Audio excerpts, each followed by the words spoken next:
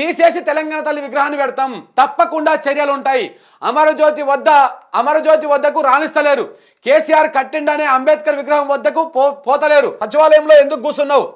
సోనియా మెప్పు కోసమే రాజీవ్ విగ్రహం, ఢిల్లీ బాసుల ప్రసన్నం కోసమే పాటలు. తెలంగాణతో కేసీఆర్ది పేగుబంధం. ఆయన మంచిని కొనసాగించవద్దనే కుట్ర. రేవంత్ రెడ్డి భ్రమ నుండి బయటకు రావాలి. సీఎంపై మాజీ మంత్రి ప్రశాంత్ రెడ్డి. నేడు తెలంగాణ తల్లికి పాలాభిషేకాలు. రాష్ట్ర ప్రజానికానికి కేటీఆర్ పిలుపు.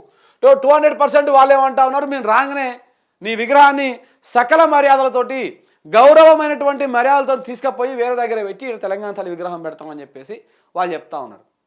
ఇక అది తీసుకుపోతారా లేకపోతే ఆడనే ముక్కలు చేసి ఆ పక్కనే ఉన్నటువంటి ట్యాంక్ వాళ్ళ నిమజ్జనం చేస్తారా తెలియదు, కానీ 100% మాత్రం ఇది జరుగుతుంది. ఏంది ఆ నుంచి తీసేసే కార్యక్రమం. ఎందుకంటే అక్కడ తెలంగాణ తల్లిని తప్ప ఇంకా ఏ విగ్రహాన్ని మనం ఊహించుకోలేం. ఇప్పుడు తెలంగాణ తల్లి విగ్రహం పెట్టాల్సిన చోట అది ఎందుకు పెట్టకుండా ఉన్నాడంటే రేవంత్ రెడ్డి ఒక అబద్ధం చెప్తా ఉన్నాడు. కేసీఆర్ కోసం రిజర్వ్ చేసి పెట్టుకున్నాడంట. ఎవడన్నా గట్లా పెట్టుకుంటాడా? లోకంలో ఎవడన్నా పెట్టుకుంటాడా గట్లా? ఎంత అబద్ధాలు. మరి నీ కోసం పెట్టుకున్నావా? ఇప్పుడు నీ కోసం పెట్టుకున్నావా నువ్వాడా?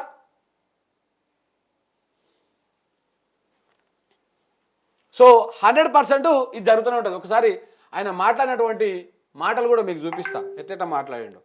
పోయి ఇవాళ మనం పెట్టిన విగ్రహాన్ని అవహేళన చేసి తొలగిస్తామంటారు. ఎవర్రా తొలగించేటోడు? ఒక్కడు రాండి ఎప్పుడు వస్తారో తారీఖు చెప్పండి బిడ్డ. రాజీవ్ గాంధీ విగ్రహం తీస్తారట. ఈ బల్బు మాటలే వద్దని చెప్పేది. నువ్వు ముఖ్యమంత్రిగా ఉన్నప్పుడు సావధానంగా పద్ధతిగా మాట్లాడడం నేర్చుకోవాలి. ఈ బల్బు మాటలే మాట్లాడితే ఏమవుతుంది? 100% నీకు బుద్ధి చెప్పేటువంటి రోజు వస్తుంది. ఇట్లా విర్రవీగితే నీలాంటి ఎంతో మందిని కాలగర్భంలో కలిపేసింది రాజకీయంగా ఇదే తెలంగాణ గడ్డ. తెలంగాణ గడ్డ చైతన్యం నీకు అర్థమైతలేదు. ఒకసారి మోసపోతుంది, ఇంకొకసారి తిరగబడుతుంది, తర్వాత ఉరికిస్తుంది. ఇది తెలంగాణ గడ్డ. ఉరికిస్తుంది, తరుముతుంది. అది తెలంగాణ గడ్డకు ఈ పుట్టుకలనే ఉన్నది. నైజాంల కా నుంచి మొదలు పెడితే ఇప్పటిదాకా, సాయుధ రైతాంగ పోరాటం కా నుంచి మొదలు పెడితే ఇప్పటిదాకా. సో కాబట్టి మోసపోవడం తెలంగాణకు అలవాటే, గోసపడడం అలవాటే, తర్వాత తిరగబడడం అలవాటే, తిరగబడి కొట్టడం అలవాటే, మళ్ళా లక్ష్యాన్ని చేరుకోవడము సాధించుకోవడం కూడా మాకు పరిపాటే అలవాటే. సో కాబట్టి నువ్వు ఎవరితో పెట్టుకుంటున్నావో అర్థం చేసుకో. తెలంగాణ తల్లి విగ్రహంతో పెట్టుకుంటున్నావు. తెలంగాణ తల్లితో పెట్టుకుంటున్నావు అంటే తెలంగాణ ప్రజలతో పెట్టుకుంటున్నట్టు, తెలంగాణ వాదులతో పెట్టుకుంటున్నట్టు. నేను ఎట్లా ఉరికియాలనో అట్లా ఉరికిస్తారు 100%. చెప్పిగా ఏం పెద్ద ఉన్నావా నువ్వు? నీకేమన్నా లేకపోతే నువ్వేమన్నా మాయల మాంత్రికుడివా? లేకపోతే ఇట్లా మంత్రణంగానే వచ్చిన వాళ్ళందరినీ అడ్డుకోవడానికి అధికారం ఉందని చెప్పేసి అలా విర్రవీయడం తప్ప అంతకు మించి ఇంకొకటి ఏముంది చెప్పండి? ఇట్లా ఇది ముఖ్యమంత్రి మాట్లాడే తరిక. ఈరోజు ట్విట్టర్లో పెడుతున్నాడు, అమెరికా పోయి కంప్యూటర్ చదువుకున్నా అంటున్నాడు. ఆ కంప్యూటర్ ని పుట్టించింది, ఈ దేశానికి పరిచయం చేసిందే రాజీవ్ గాంధీ సన్నాసి. రాజీవ్ గాంధీ సన్నాసి అంటా ఉన్నాడు ఈయన. అయితే ఇట్లా ఏది పడితే అది మాట్లాడుతూ ఉన్నాడు. ఇవాళ మనం పెట్టిన విగ్రహాన్ని అవహేళన చేసి తొలగిస్తాం. నేను ఇక్కడ రాజీవ్ గాంధీ గారి విగ్రహం అనగానే అయ్యో అని గుండెలు బాదుకొని అక్కడ తెలంగాణ తల్లి విగ్రహం పెట్టాలనుకున్నాడట. 10 ఏళ్ళు ఏ గాడిద పనులు తోయినామని నేను అడుగుతున్నా. ఇక్కడ అసలు అమరజ్యోతి కట్టింది ఎప్పుడు? తెలంగాణ సెక్రటరీ కట్టింది ఎప్పుడు? అది కట్టినాక కదా అక్కడ అమరజ్యోతి విగ్రహం, తెలంగాణ తల్లి విగ్రహం పెట్టాలనుకున్నది. అంబేద్కర్ విగ్రహం కట్టింది ఎప్పుడు? తెలివి ఉందా నీకు? తెలివి లేదా? అసలు ఏం చెప్పదలుచుకున్నావు? ఏం మాట్లాడదలుచుకున్నావు? అబద్ధం మాట్లాడితే అతికినట్టనే ఉండాలన్నటువంటి సోయి లేకపోతే ఎట్లా రేవంత్ రెడ్డి గారు? ఎప్పుడు కట్టిన సెక్రటరియట్ ఎప్పుడు పూర్తి అయిపోయింది? కరెక్ట్గా 2022-23 ప్రాంతంలో కదా అది పూర్తి అయిపోయింది. 10 ఏళ్ళు ఏం చేస్తామంటే 10 ఏళ్ళ నుంచి సెక్రటరియటే కట్టకపోయింది. ఈరోజు ట్విట్టర్లో పెడుతున్నాడు. ఇక ఇట్లా మాట్లాడుతూ ఉంటే డాక్టర్ సంజయ్ కుమారు చాలా అద్భుతంగా మాట్లాడిన ఆయన, కోరుట్ల ఎమ్మెల్యే. ఎందుకంటే ఈయనకి ఏదో ఆరోగ్యం బాగాలేదంట, దానికి సంబంధించి మాట్లాడుతున్నారు. మిమ్మల్ని గౌరవిస్తాము, ముఖ్యమంత్రి పదవిని గౌరవిస్తాం. మేము ఏ రోజు అందరు మనుషుల్ని గౌరవిస్తాము.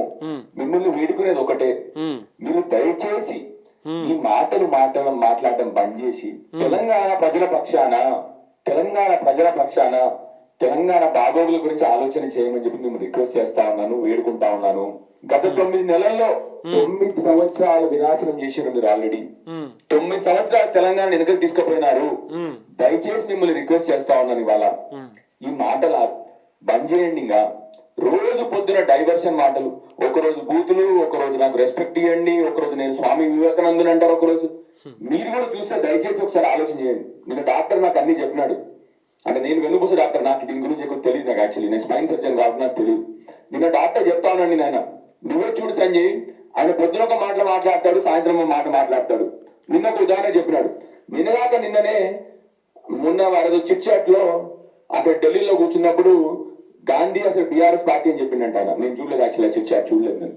నిన్న గాంధీ నావడని చెప్పినాడు. ఇట్లా చెప్తా ఉన్నాడు. నువ్వు అన్ని స్పీచెస్ చూడైనా పొద్దున ఒకటి మాట్లాడతాడు, సాయంత్రం ఒకటి మాట్లాడతాడు, ఎలక్షన్ కంటే ముందు ఒకటి మాట్లాడతాడు, ఎలక్షన్ తర్వాత ఒకటి మాట్లాడతాడు.